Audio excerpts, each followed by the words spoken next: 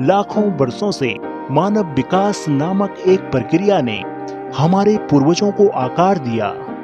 यह सब जानवरों के साम्राज्य में हमारे दूर के रिश्तेदारों प्राइमेट्स से शुरू हुआ। इन शुरुआती प्राइमेट्स ने पेड़ों में जीवन के लिए अनुकूलन किया। पकड़ने वाले हाथ और आगे की ओर देखने वाली आंखें विकसित की। समय के साथ हमारे पूर्वजों में महत्वपूर्ण परिवर्तन हुए, जैसे कि 2 पैरों पर सीधे चलने की क्षमता।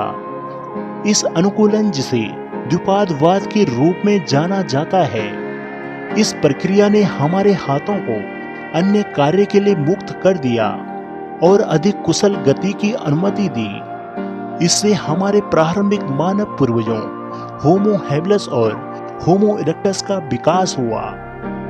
होमो हैबिलस उपकरणों का उपयोग करने वाले पहले व्यक्ति थे, जबकि होमो इरेक्टस के पास अधिक उन्नत मस्तिष्क था।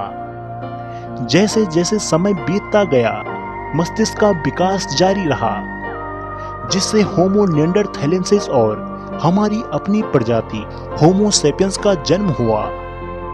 निएंडरथल यूरोप और एशिया में रहते थे और उसकी संज्ञानात्मक क्षमताएं आधुनिक मनुष्य के समान थी, लेकिन वह अंततः विलुप्त हो गई, जबकि हम फले फूले और प्रमुख प्रजाति बन गई। वैज्ञानिकों का मानना है कि होमो सेपियंस लगभग 3 लाख साल पहले अफ्रीका में उभरा और फिर दुनिया भर में फैल गया। हमने रेगिस्तान, बर्फीले टुंड्रा और घने जंगलों जैसे विभिन्न वातावरणों को अपना लिया।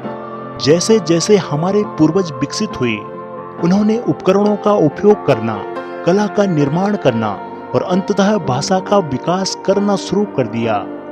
संचार और ज्ञान साझा करने की हमारी क्षमता ने हमें जटिल समाज बनाने और सभ्यताओं का निर्माण करने की अनुमति दी। इन प्रगतियों ने संस्कृति के विकास और समाज के विकास को संभव बनाया। जैसे जैसे हम विकसित हो रहे हैं, हमें अपने बदलते परिवेश के कारण आने वाली नई चुनौतियों का सामना करना पड़ रहा है। अमूर्त रूप से सोचने और प्रभावी ढंग से संवाद करने की क्षमता हमें अन्य प्रजातियों से अलग करती है। एक अन्य महत्वपूर्ण विकास कृषि की खोज थी, जिसने हमारे जीवन जीने के तरीके में क्रांति ला दी। शिकारी संग्रहकर्ता से हम किसान बन गए, फसलें उगाने लगे और एक ही स्थान पर बसने लगे। इससे शहरों का उदय हुआ और अंततः राष्ट्र राज्यों का निर्माण हुआ। जैसे जैसे समय बीत रहा है, मानव विकास जारी है, यद्यपि बहुत धीमी गति से। प्रौद्योगिकी की प्रगति ने हमें अपनी आवश्यकताओं को पूरा करने के लिए पर्यावरण को अनुकूलित करने की अनुमति दी, जिससे हमारे विकास की दिशा बदल गई। हालांकि हमारी आनुवंशिक संरचना में अभी भी हमारे प्राचीन पूर्वजों के अवशेष मौजूद हैं, जो हमें हमारी विकासवादी यात्रा की याद दिलाते हैं।